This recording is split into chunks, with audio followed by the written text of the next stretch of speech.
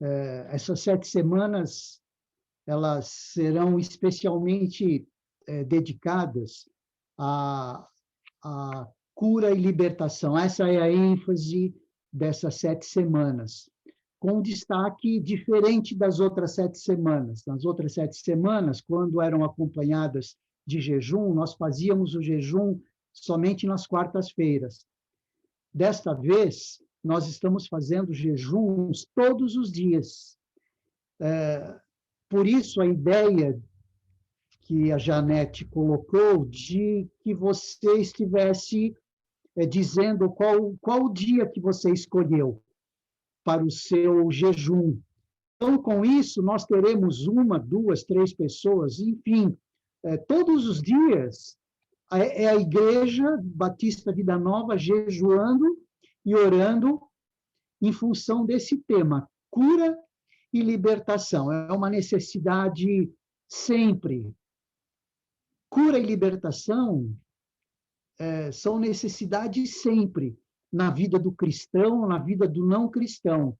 Mas nos dias de hoje, nós estamos querendo dar ênfase especial a essa necessidade. Tá bom?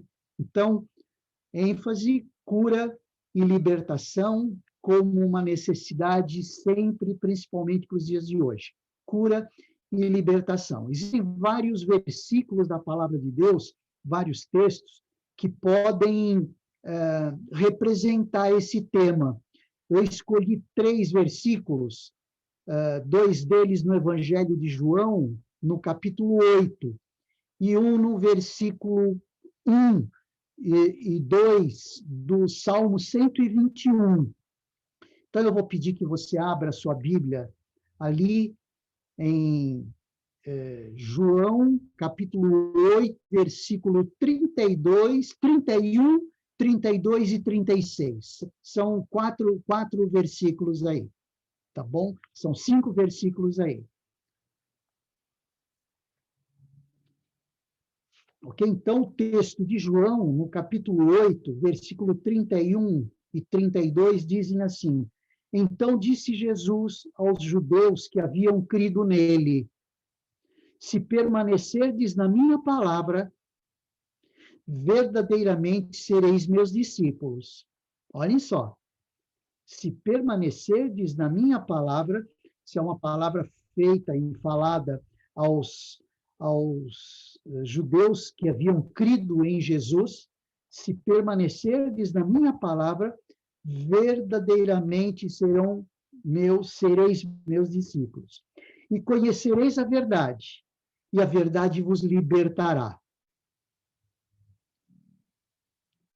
Conhecereis a verdade, e a verdade vos libertará. Ou seja, permanecendo na palavra, serão verdadeiramente discípulos, e conhecendo a palavra, eles conhecerão a verdade.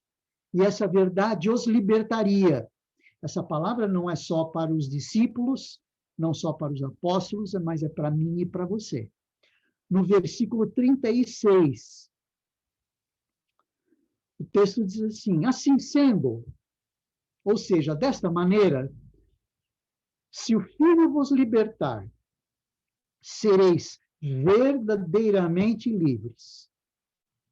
Assim sendo, se o Filho vos libertar, sereis verdadeiramente livres. Então, nós vamos ter esses versículos na nossa mente, guardem aí, anotem para não esquecer, coloquem nesse tipo de papelzinho assim, por exemplo, tá bom? Que vai ajudar você a grudar na sua Bíblia, enfim, no lugar onde você estiver, e que vai facilitar a sua lembrança. Então, capítulo 8 de João, versículo 31 e 32, depois o versículo 36. E o Salmo 121. O Salmo 121, ele diz nos 2 primeiros versículos assim: Levanto meus olhos para os montes e questiono: de onde me virá o socorro? O socorro virá do meu Senhor, é a resposta, tá? O Senhor virá do meu Senhor, o Criador dos céus e da terra. Então, nós vemos o salmista, que estava indo para Jerusalém e vivendo as experiências de perigo da caminhada e olhando para os montes, porque eram dos montes que vinham os assaltantes. Então, olhando para os montes, ele dizia, como quem dizendo assim: nossa, diante de tanto perigo e de tanto medo, de onde me virá o socorro? E ele mesmo diz: o socorro virá do meu Senhor, o Criador dos céus e da terra. Então, ele se munia desse instrumental, dessa ferramenta para animar-se. Olho para os montes e questiono: de onde me virá o socorro? E ele mesmo essa recitação, ele dizia: o meu socorro virá do meu Senhor, o socorro virá do meu Senhor, o Criador dos céus e da terra. Então, esses 5 versículos são os textos, dentre outros, não existem somente esses, são os textos que vão nos conduzir nessas 7 semanas, em que todos os dias estaremos em jejum e em oração. Cura e libertação. Quando nós falamos em cura, nós não podemos, pelo menos, deixar de pensar em doenças, tá bom? Claro, ninguém necessita cura se não estiver doente, ou ninguém necessitaria de cura se não ficasse doente. Mas a doença faz parte do ser humano. Doenças da alma, doenças do corpo, doenças do espírito. As doenças da alma, por exemplo, são aquelas que têm a ver com os nossos sentimentos, as doenças emocionais, as frustrações da vida, os pensamentos que nos escravizam tanto. Como precisamos de libertação da alma.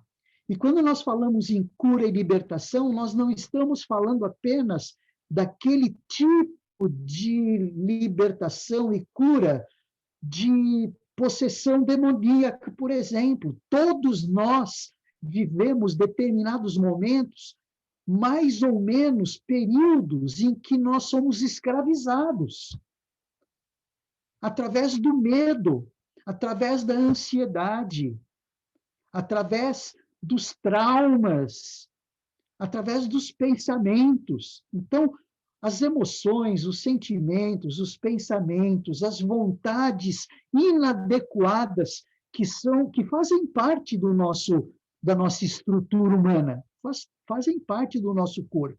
Então, nenhum de nós pode dizer assim: eu não estou sujeito nunca a doenças da alma. Nós sempre estamos recebendo bombardeios e que nos fazem doentes, muitas vezes, da alma, dos nossos pensamentos, dos nossos sentimentos, das nossas vontades, as nossas emoções. O que dizer, então, do corpo? Do corpo é um pouquinho mais simples, não é? Porque nós sabemos que, mesmo sendo crentes em Cristo, nós não podemos nos livrar da morte, nós não podemos nos livrar das doenças. Não é porque somos crentes, não vamos ficar nunca mais doentes. A doença faz parte da nossa estrutura humana, da nossa fragilidade humana. Então, quando nós pensamos em cura, nós não poderíamos deixar de pensar nesse tipo de doença também, nas doenças físicas. E que muitas dessas doenças físicas são provocadas até pelas doenças emocionais, que são chamadas doenças psicossomáticas, não é? São as tensões da vida, são as frustrações da vida, são as emoções doentias da vida, não é? Que mexem com o nosso corpo. Cada um tem uma parte do corpo que está mais sujeita ou menos sujeita às nossas depressões, não é? Quer seja dores nas costas, úlceras estomacais, e até doenças mais graves, como cânceres. Então, por que pensar, então, nessas doenças físicas? Olhem só como nós precisamos desse detalhe de cura e libertação, não deixando de entender que, né, não é porque Jesus levou na cruz as nossas dores, nós nunca mais ficaremos doentes. Ele estava apontando para o pecado. O pecado é quem nos tornou doentes. Nós não podemos deixar de pensar nas doenças espirituais. Então, olha só, nós estamos tocando nas doenças emocionais, ou seja, as doenças da alma, as doenças do corpo e as doenças do espírito. É o pecado, é a apostasia, esfriamento de fé, a rebelião contra Deus, né? E outras que advêm dessas doenças espirituais aí, quando em adiantado estado de desenvolvimento, não é? E a própria morte, né? A própria morte. A morte, ela é uma consequência do pecado. Agora, tanto as doenças físicas quanto a morte, elas provocam em nós o medo, elas provocam em nós a ansiedade. E esses medos, essas ansiedades, nos torna reféns desses medos, o que nos torna reféns desses medos e dessas ansiedades. O que falar de outras doenças aí, como, por exemplo, a inveja, maledicência, enfim, tudo aquilo que nós lemos em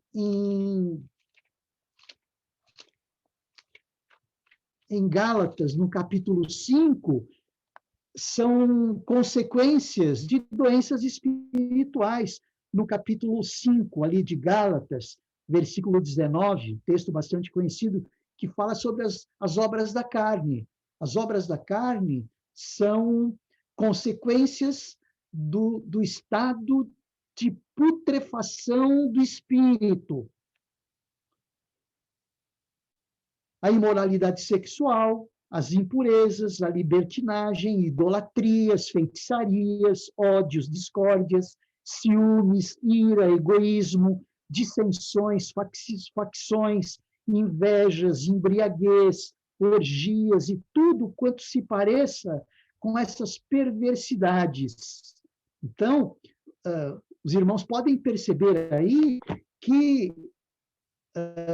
raramente, para ser bastante complacente, raramente um ser humano, quer seja crente ou não, está livre da necessidade de cura e de libertação, não é?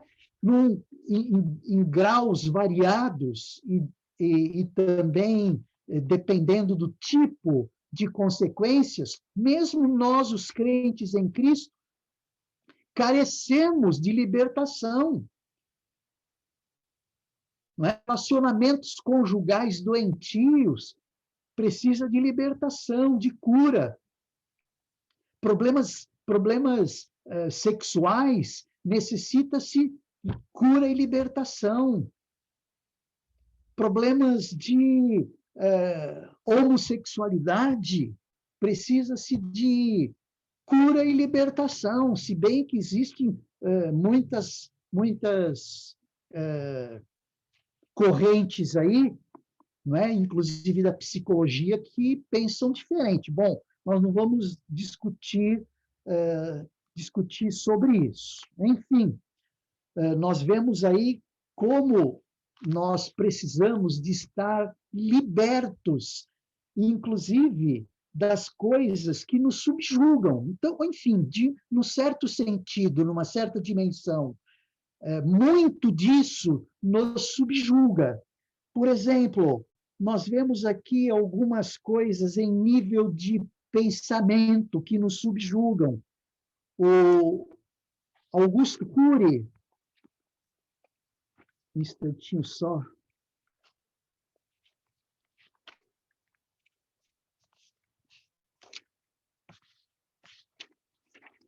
Tinha marcado aqui, acabou de sair a minha marcação. O Augusto Cury faz algumas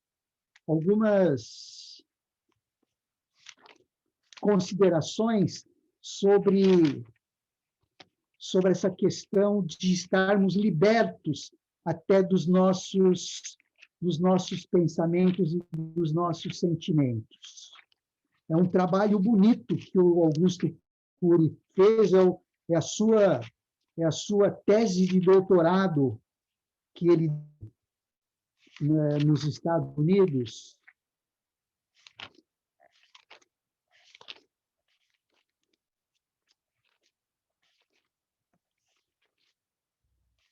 Acabei de perder, viu?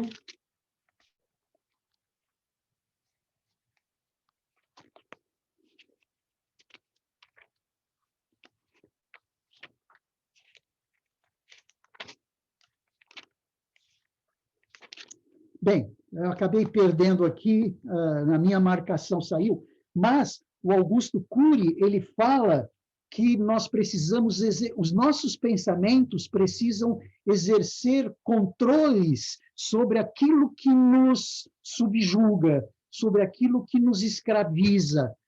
Ele diz que nós precisamos comandar a nossa vida e não comandar os nossos pensamentos e não sermos comandados por esses pensamentos. E o apóstolo e o texto de Provérbios faz uma menção no capítulo 4, versículo 23, assim, cuidado com o que você pensa, porque a sua vida pode ser ou é conduzida pelos seus pensamentos. Então, eu não posso ficar refém dos meus pensamentos. Eu é quem preciso dominar os meus pensamentos. Ele vai nessa direção e ele elenca uma série de considerações que eu tinha anotado aqui para compartilhar com os irmãos, mas acabei perdendo. Muito bem. Diante disso, só para mostrar para os irmãos a necessidade que temos, né, de trabalhar esse tema, cura e libertação. É uma necessidade sempre, é uma necessidade premente hoje, num tempo em que estamos sujeitos a tantos medos, a tantas preocupações, a tantas incertezas. Então, precisamos não estar escravizados pelo medo, por essas apreensões, por essas preocupações. E a palavra de Deus mostra algumas bases importantes para cura e libertação. Então, nesse primeiro dia, eu quero falar um pouco sobre essas bases. Bases para cura e para libertação. 3 delas têm a ver com a Trindade. Deus sendo o autor de toda a cura, Jesus sendo a base de toda a cura, e o Espírito Santo como agente da criação, agente de toda a cura. Então, a Trindade, nada mais, nada menos do que a Trindade, o próprio Deus sendo a base para a libertação, isso é primordial.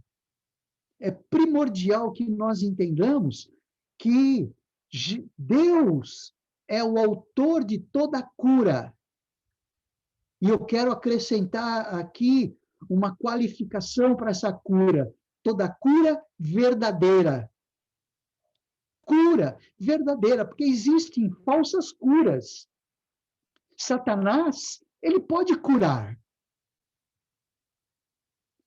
Mas Deus é o autor de toda cura verdadeira. No Salmo 147, no versículo 3, o texto diz assim, que o Senhor, no versículo 2, ele vem falando o que o Senhor faz, e no versículo 3 ele diz, sara os quebrantados de coração e liga-lhes as feridas. Então, Deus é quem é o autor da cura.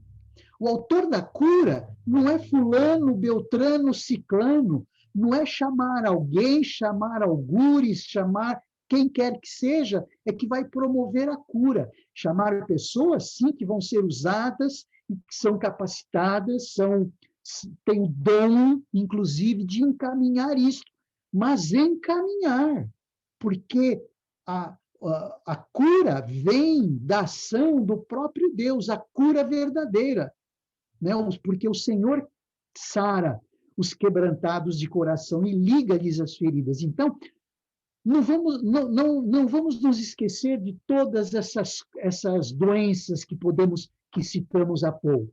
As doenças da alma, as doenças do espírito, as doenças do corpo, que são as que dominam a nossa vida, são as que podem, não escravizam, mas podem escravizar. Mas o grande problema é que elas podem escravizar e, em grande parte, um grande número de pessoas, é isso que realmente acontece, elas escravizam.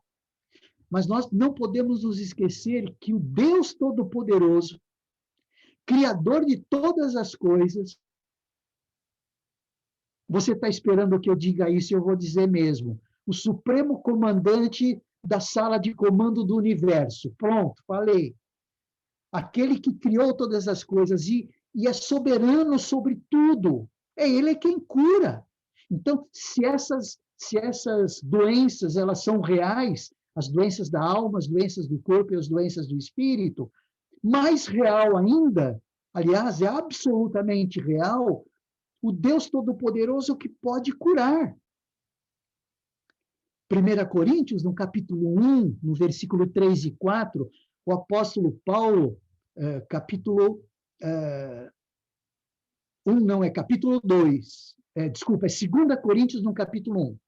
2 Coríntios, capítulo 1, versículo 3 e 4, diz assim, bendito seja o Deus e Pai de nosso Senhor Jesus Cristo, o Pai das misericórdias, o Deus de toda consolação, que nos consola em toda a nossa tribulação, para que também possamos consolar os que estiverem em alguma tribulação, com consolação, com a consolação com que nós mesmos somos consolados. Olha só, aqueles que são escravizados pela tribulação, pelas dores circunstanciais, as dores do momento, inclusive da morte e da doença de pessoas queridas. Nós temos um Deus que é Pai das misericórdias e Deus de toda consolação, que vem suprir as nossas necessidades. Então, é um Deus que cura. É um Deus que é autor de toda a cura. Nós não podemos nos esquecer disso. Isso precisa ser base na nossa vida. Então, na sua reflexão, se você já pôde detectar que você se encontra à mercê do medo, à mercê da preocupação, à mercê das incertezas, a ponto daquilo mexer com a tua saúde física, a ponto daquilo te tirar a concentração de adorar a Deus, inclusive. Aquilo que te dá, inclusive, o desânimo, que te traz o desânimo. Não se esqueça. Deus é o autor de toda cura verdadeira. E é Ele quem nos consola, Ele é quem cuida de nós. Nós não estamos nas mãos das circunstâncias. Como diz aquele filósofo que eu já citei, o Byron, que as pessoas são um prazer das circunstâncias. Não, nós não somos prazeres das circunstâncias. Nós é que precisamos dominar as circunstâncias. Nós precisamos ser os autores desse domínio, não sermos dominados. Nós precisamos ser agentes, não pacientes das motivações que nos escravizam. Então, cura e libertação vai depender do quanto nós estamos ligados, do quanto nós estamos em intimidade com o próprio Deus, que é o autor da cura. Jesus, é o segundo ponto, Jesus é a base da cura. Que coisa! Jesus é a base da cura. Como não pensar no Isaías 53, versículo 5, que nos diz ali, mas ele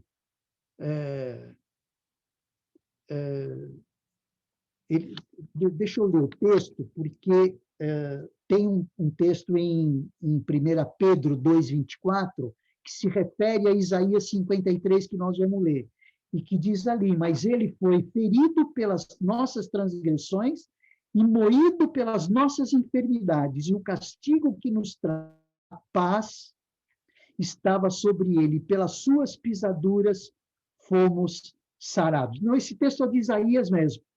Esse é o texto de Isaías mesmo. O texto de 1 Pedro diz assim, ele mesmo levou em seu corpo os nossos pecados sobre o madeiro, para que, mortos para os pecados, pudéssemos viver para a justiça. Pelas suas pisaduras, pelas suas feridas, fomos sarados. Então, esse texto de Isaías 53, que fala aí que ele foi ferido pelas nossas transgressões, moído pelas nossas enfermidades, e que o castigo que nos traz a paz estava sobre ele. Então, Jesus já nos levou aquele medo na cruz, aquela preocupação na cruz. Então, a base da nossa cura é o próprio Cristo, que levou na cruz as nossas dores, as nossas enfermidades, os nossos medos, as nossas apreensões, as nossas preocupações. É a partir disso que João diz, Paulo diz, não estejais ansiosos por coisa alguma. Ou seja, é a mente humana dominando a mente humana, sabe? Aliás, é o espírito salvo, resgatado, remido, influenciando o pensamento. Não o pensamento sendo paciente aí, se submetendo a uma escravidão, sendo escravizado pelo medo. Jesus, o autor da cura verdadeira, e Deus, o autor da cura verdadeira, e Jesus, a base da nossa cura. No capítulo 61 de Isaías, o texto diz assim, Isaías dizendo assim, o Espírito do Senhor está sobre mim. É uma profecia de Jesus. Porque o Senhor me ungiu para pregar as boas novas aos pobres, enviou-me a restaurar os contritos de coração e proclamar liberdade aos cativos.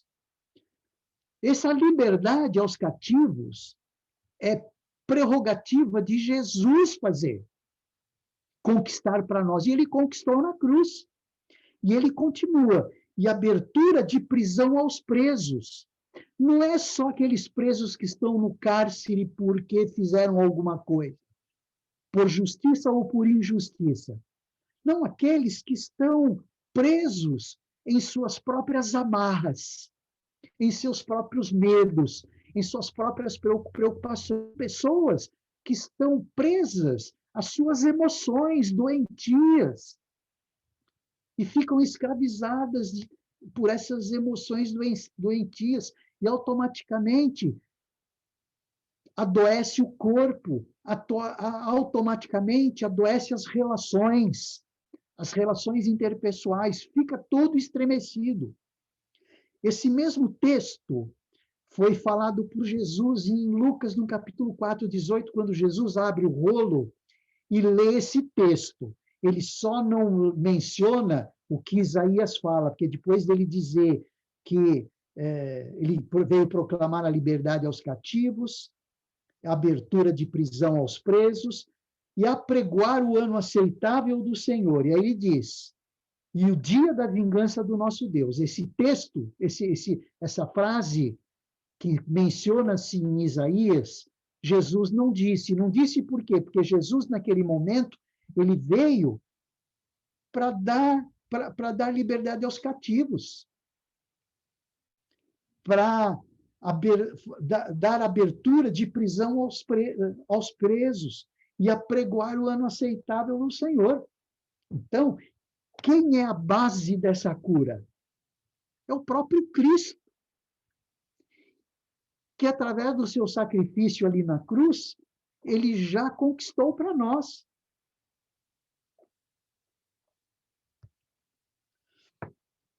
Então, Deus é o autor de toda a verdade, de toda a cura verdadeira. Jesus é a base da cura. E o Espírito Santo é o agente dessa cura. Por quê? Porque ele foi o agente da criação. Ele foi o agente do novo nascimento, o meu e o teu. E ele é o agente de toda mudança genuína. Sabe? Aquela mudança de vida. Aquela mudança que caracteriza o salvo por Cristo. Aquela mudança que caracterizou a liberdade das amarras de Satanás. Quem foi o agente? Foi o Espírito Santo. Então, olhem só que base de cura e libertação. Se a própria Trindade, através do Pai sendo o autor da cura verdadeira, se o Filho é a base da cura verdadeira, o Espírito Santo é um agente dessa cura e dessa libertação. São bases. Essas bases nós não vamos poder nunca mais nos esquecer. Alguns textos aí, no capítulo 14, versículo 16 e 27 de João, o texto diz assim, eu rogarei ao Pai e ele vos dará outro consolador. Ou seja, Jesus estava saindo da companhia dos discípulos. Só que Jesus iria, mas viria um outro. E nós sabemos que esse outro consolador, o outro advogado, é o Paráclito, né? É o Espírito Santo. Eu rogarei ao Pai e ele vos dará outro consolador para que esteja convosco para sempre. O Espírito da verdade, que o mundo não pode receber, porque não o vê nem o conhece. Nós o conhecemos. Nós não o vemos, porque o Espírito é Espírito. Mas vós o conheceis, pois habita convosco e estará em vós. Esse que habita em nós, esse que está conosco, é quem nos cura e nos liberta. Precisamos de outra cura e de outra libertação, ou de quem mais? Não existe. Só Deus é quem nos cura e nos liberta. O apóstolo Paulo, na sua segunda carta aos Coríntios, do capítulo 3, verso 18, ele diz assim, mas todos vós, com o rosto descoberto, refletindo a glória do Senhor, somos transformados de glória em glória, na mesma imagem, como pelo Espírito do Senhor. Então, aquele que é o agente da cura, é o agente da mudança, é o agente que vai fazendo com que nós nos pareçamos cada vez menos com o mundo e nos pareçamos cada vez mais com Cristo.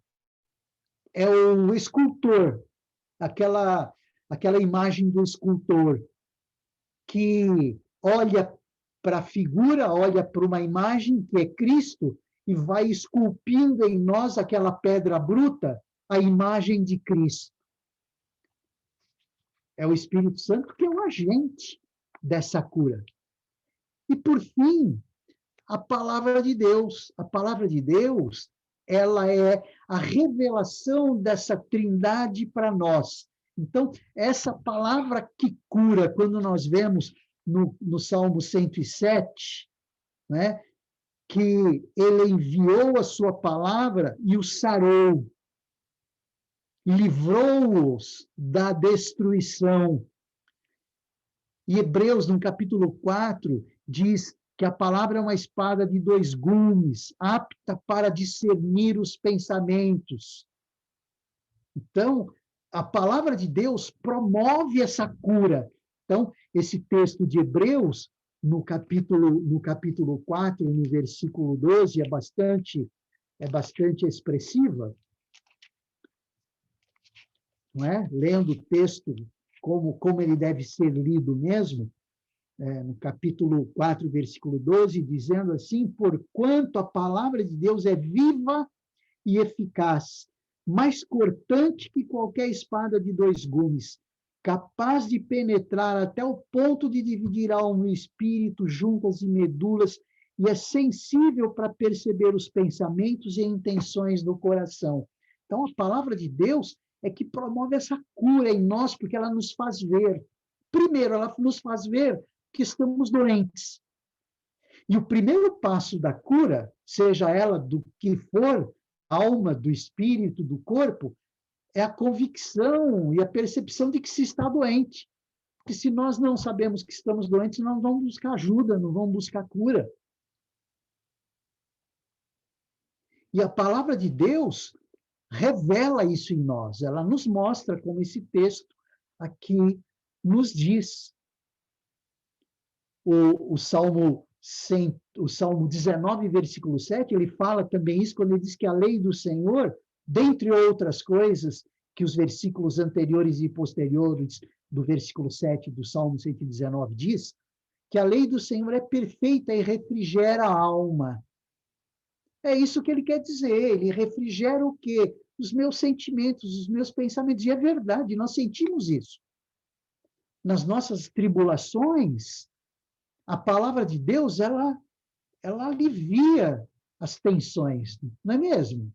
Ela nos dá tranquilidade. Ela tranquiliza a nossa alma.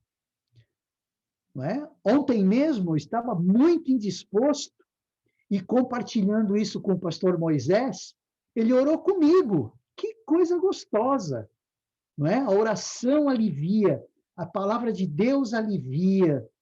Então,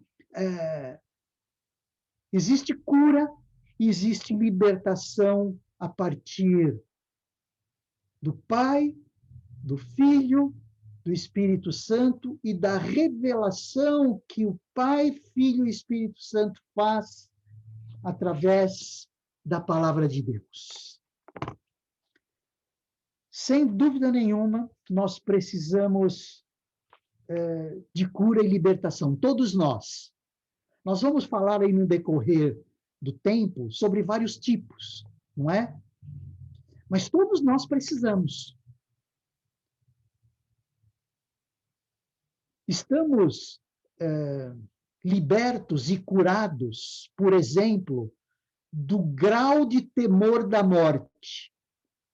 É verdade, a morte nos deixa um pouco ressabiados, é verdade. Somos humanos. Mas se eu não conhecesse Cristo, e se você não conhecesse Cristo, a morte seria muito mais atemorizadora, amedrontaria muito mais. Então, olha só, a libertação espiritual, o fato de termos sido libertos das mãos de Satanás, nos libertou do medo pérfido, aquele medo difícil, aquele medo horrível da morte. Nós não temos medo da morte assim. Nós temos receio da morte. Normal, não é? Mas nós sabemos que a morte é a libertação total nossa. A morte não é instrumento de escravidão. Eu estou falando da morte por ser o aspecto mais difícil de se trabalhar e quem escraviza mais o ser humano. Mas a morte, para nós, não é elemento de medo, não. É libertação plena e completa. Seremos libertos das fragilidades humanas, dos medos humanos, das injustiças humanas, das doenças humanas. Estaremos libertos, porque da morte à ressurreição é quase que instantâneo.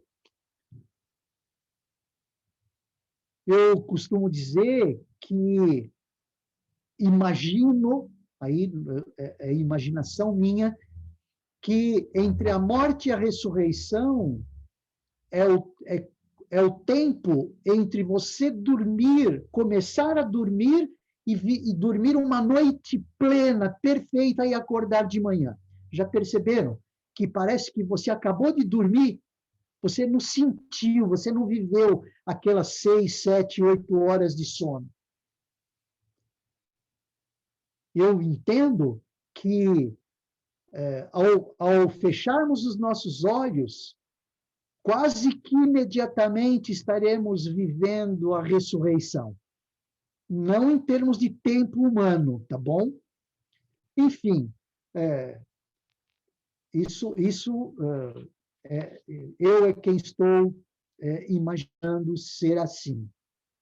Porque no tempo em que, no caso do mendigo, que antes comia das migalhas da mesa do rico, quando os dois morreram, o